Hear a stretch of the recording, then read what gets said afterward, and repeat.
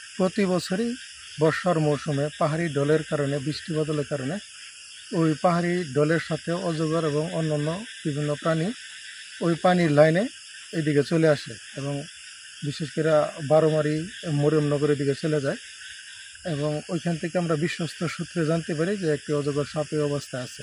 তখন এই সাপটিকে আমরা সুস্থ, স্বাভাবিক এবং ভালো অবস্থায় সংগ্রহ করি এবং সংগ্রহ করে নিয়ে এসে আমরা রাংটিয়া রেঞ্জের দিন গভীর শালবনের ভিতরে সুস্থ স্বাভাবিক অবস্থায় আমরা তাকে অবমুক্ত করি এবং আমরা বিভিন্ন লোকজনকে আমরা এই বিষয়ে কাউন্সিলিং করি এবং তাদেরকে এনকারেজ সৃষ্টি করি যে অজগর সাপ কোনো বিষধর সাপ নয় এবং শান্ত প্রকৃতির এবং আমাদের প্রকৃতির ভারসাম্য রক্ষা করে।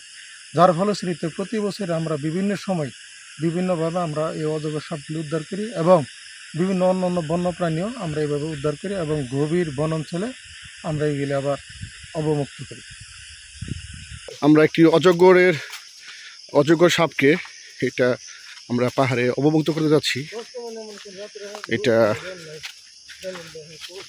ভারোয়া বাজারের একটা ধান ক্ষেত থেকে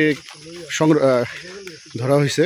ফরেস্ট ডিপার্টমেন্টের রাংটিয়া রেঞ্জ ডিপার্টমেন্টের কর্মকর্তারা গিয়ে এই সাপটিকে উদ্ধার করে এবং এখন আমরা এই সাপটিকে পাহাড়ে ছেড়ে দেওয়ার জন্য যাচ্ছি। আমরা এই সাপটিকে পাহাড়ে ছেড়ে দিব। রাংটিয়া রেঞ্জ কর্মকর্তারা একটি বার্মিস পাইথন জাতের একটি অজগর সাপ ভারোয়া বাজারের ধান ক্ষেত থেকে উদ্ধার করেছেন এবং ওনারা এসেছেন এই সাপটিকে এই পাহাড়ে অবমুক্ত করার জন্য। আমরা এই সাপটিকে পাহাড়ে অবমুক্ত করব।